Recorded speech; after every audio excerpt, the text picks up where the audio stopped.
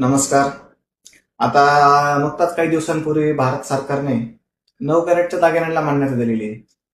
आता आपल्या काही कस्टमरांचे, आपल्या काही ताईमाई दिदींचे प्रश्न मला होते की शेठजी की 9 कॅरेटच्या सोन्यामध्ये गुंतवणूक केली पाहिजे का?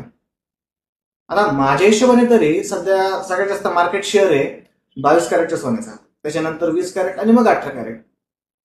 आता 9 कॅरेट सोनं हे नुकतंच आत्ताच मार्केटला आलंय. अजून मार्केटमध्ये त्याचा मार्केट शेअर म्हणजे काही प्रमाणात नाहीये, 0.% असेल.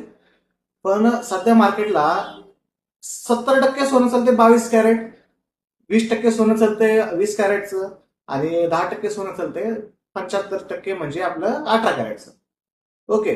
तर तुम्ही आता 9 कॅरेटचं सोनं म्हणजे त्याच्यामध्ये 37.5% सोनं असतं फक्त. तर 37.5% सोनं म्हणजे तुम्ही जेव्हा मॉडेल जाणार आज न उद्या 5 वर्षांनी, त्यावेळेस त्याला मोडीला घट किती प्रमाणात येईल तुम्ही एक अंदाजा लावू शकता. मुळात सोनं त्या 37.5%, तर घट किती प्रमाणात येईल हे तुम्ही विचार करा, मला सांगायची गरज नाही.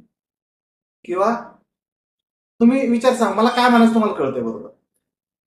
आणि याच्यामध्ये तुम्ही ज्यावेळेस 22 कॅरेटचं सोनं मोडायला जाता तेव्हा ते 0.8% मधले 0.8% घट येते आणि याच्यामध्ये किती टक्के येईल हे तुम्ही विचार करा.